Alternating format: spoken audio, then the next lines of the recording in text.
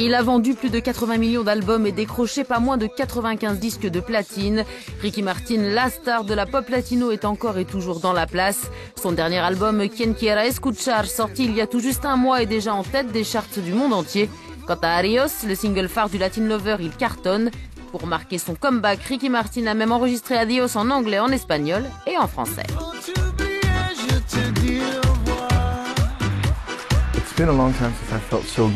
Honnêtement, ça fait longtemps que je ne me suis pas senti aussi bien dans ma musique. Elle est vraie, brute et honnête. Je me sentais vulnérable dans le processus de création et les gens réagissent à merveille. Cet album est numéro 1 dans je ne sais combien de pays non hispaniques et ça, c'est aussi très spécial pour moi. Quien Quiera Escuchar suit les traces du certifié platine Música Alma Sexo, sorti en 2011.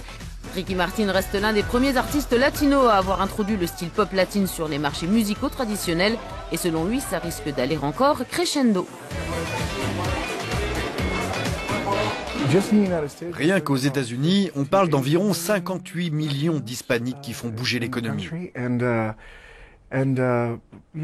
Et au cours des prochaines décennies, nous n'allons clairement pas être une minorité. Donc si vous avez une vision, vous viendrez dire « Hi ».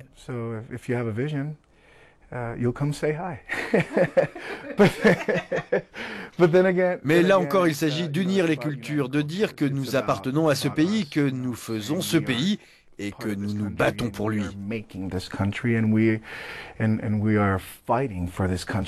Je pense que c'est la plus belle des choses.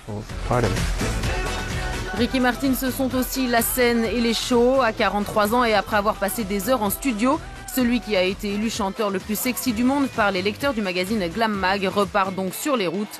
Une tournée mondiale qui débute mi-avril. Premières étapes dans les mois à venir, la Nouvelle-Zélande, l'Australie et le Mexique entre autres, avant les États-Unis et l'Europe.